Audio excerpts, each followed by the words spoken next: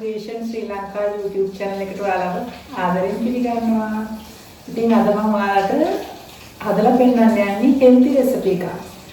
වැටපොළු කිව්වම ඔයාලගේ ඔළුවට එන්නේ ටංකාලා ඇඟ සිසිල් කරන එළවලුවක්. ඉතින් මේ වැටපොළු වල තියෙන benefits තමයි මේකෙන් අපේ immunity එක boost කරනවා, ඒ වගේම blood sugar පාලනය කරනවා. විශේෂයෙන්ම ඔයාලා ටිකක් තරබාරු කෙනෙක් නම් ඔයාලගේ weight lose කරගන්න හොඳම vegetable එකක් තමයි වැටපොළු කියන්නේ. මේකේ තියෙන අනිත් වැදගත්ම ප්‍රතිඵල තමයි අපේ digestive system එකට support කරන fiber ගොඩාක් අඩංගු එළවලුවක් තමයි වැටපොළු කියන්නේ. ඒ වගේම අපේ ශරීරය සිසිල් කරනවා.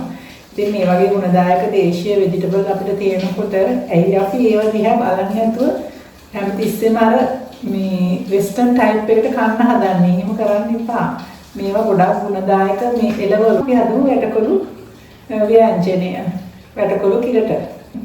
ඉතින් ඔයාලත් මේ විදිහට වැටකොළු හදලා බලන්න අනිවාර්යෙන්ම ඔයාලට කන්න ආස හිතේ. ඊට ඉස්සෙල්ලාම අවශ්‍ය අමුද්‍රව්‍ය ටික පෙන්වන්න. මේ තියෙන්නේ රවුමට පොතු ඇරලා රවුමට කපාගත්ත වැටකොළු, තලාගත්ත සුදු ලුණු, අමුතුන පාකුඩු, රම්පේ කරපිංච, අමු මිරිස්, උණුහාල්, කුරුඳු පොතු, කහ, ඊනිට කපාගත්ත රටලුණු, ගම්මිරිස් කුඩු, පොල්කිරි, සූදුරු.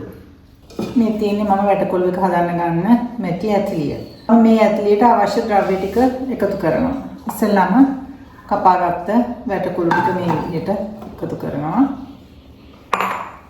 ඊට පස්සේ තලාගත්ත සුදු ලුණු, පුරවලා තේ හැන්දා, උණුහාල් තේ හැඳි භාගය, කහ කුඩු තේ හැඳි භාගයක්, සූදුරු මේ වගේ පිංච් එකක්, කුරුඳු පොතු කැබැල්ලක්, අමුතුන පාකුඩු, පුරවලා තේ හැන්දක්, ලුණු තේ හැඳි කාලක් මම එකතු කරනවා.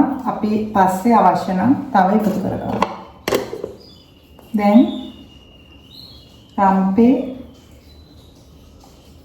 කරපිංචා ගම්මිරිස් කුඩුවේ අමු මිරිස් ලුණු ඉතුරු ටිකයි මම දාන්නේ මේක භාගයට කුක් වුණාට පස්සේ. ඊළඟට විශේෂයෙන්ම කියන්න ඕනේ මම මේ වැටකොළු එකට වතුර පොඩ්ඩක්වත් එකතු කරන්නේ නැහැ. මේ වැටකොළු කියන්නේ ගොඩක් සිසිල් vegetable එකක්. එතකොට මේකට අපි වතුර එකතු කරොත් මේක අර ලස්සනට මේ අමුවට උයා ගන්න බැරි වෙනවා. ඕව කුක් වෙනවා. ඒ නිසා දැන් මේක මේ විදිහට මේ අතින් මෙහෙම මිශ්‍ර කරගන්න හොඳට. මැරිනේට් වෙන විදිහට මේ තුන පහට හොඳට මැරිනේට් වෙන විදිහට අතින් මේ වගේ මිශ්‍ර කරගෙන මද ගින්දරේ විනාඩි 2ක් විතර තම්බ ගන්න. මේ මූඩි මේ විදිහට පාවිට වහන්නේ සම්පූර්ණ වහන්න එපා.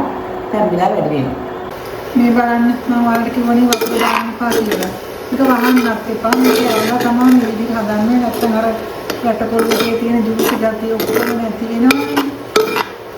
ඒකට අර මේ වැටකොළු කියන්නේ ගොඩක් සිසිල් vegetable එකක් නේ. ඒකට ඒකේ තියෙන වතුර ගතිය අපිට මේක ඒ වතුරෙන්ම තඹ ගන්න පුළුවන්. දැන් ගින්දර පොඩක් වැඩි කරලා මේ තෙතමනේ හිඳුනට පස්සේ අපි මේකට ඉතුරු අමුද්‍රව්‍ය ටික එකතු කරගන්නවා. දැන් වැටකොළු එක හොඳටම අපිට තෙතමනේ අඩු වෙලා තියෙන්නේ. දැන් මම මේකට එකතු කරනවා තව රම්පේ පොළ කෑලි දෙක තුනකුයි, අමු මිරිස්, ඊට පස්සේ කරපිංචා, ඊනියට කපාගත්ත ලුණු දැන් මේකට එකතු කරනවා.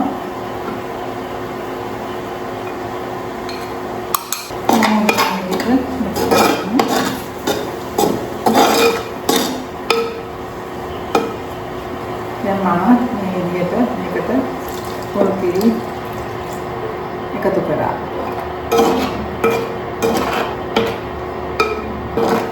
දැන් මම මේකේ ලුණු බලනවා. මට නම් ගාන්න තියෙනවා මට දැන් ලුණු දාලා පුරුදු ඉතින් අවශ්‍ය ප්‍රමාණයට. ඒ නිසා මේ ඔබ ටිකක් එක හොඳට බලන්න. මට නම් ඇති දැන් මේක ගොඩක් උතුරන්න තියන්නේ අපි බුබුලු දාගෙන එනකොට ලිපෙන් ඉවත් කරනවා. මේ බලන්න මේකේ මේ බුබුලු දාගෙන ඉන්නේ මේ වැඩි එක නටවන්න හොඳ නෑ ගොඩක්. ඒකට ඒක අර රස නැති වෙනවා. ඉතින් දැන් ලිප ඕෆ් කරලා දැන් මම වැටකොළු එක ලිපෙන් ඉවත් කරනවා. ඇත්තටම මේ කන්න ප්‍රිය ඇති වෙන විදිහේ කලර් එකක් තියෙනවා. එහෙනම් දැන් අපි ගම්මිරිස් කුඩු එකතු කරමු. මම ඉතින් මගේ අතේ නිම්මට දාන්නේ. ඔයගොල්ලෝ මේකට තේ හැඳි කාලක් විතර වගේ දාන්න. මම මේ විදිහට එකතු කරනවා. වැටකොළු කිරට හදලා ඉවරයි. කන්න තමයි දැන් රස බලන්න තමයි තියෙන්නේ කෑමත් එක්ක.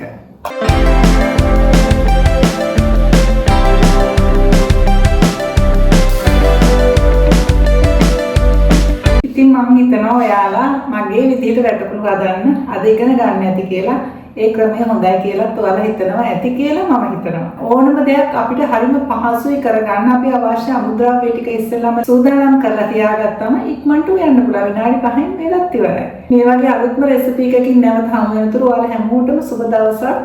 සතුටින් නිරෝගී වෙන්න අමතක කරන්න එපා. අනු ක්‍රියේෂන් ශ්‍රී ලංකා YouTube channel එක subscribe කරන්න, comment කරන්න, like කරන්න, share කරන්න. Bye.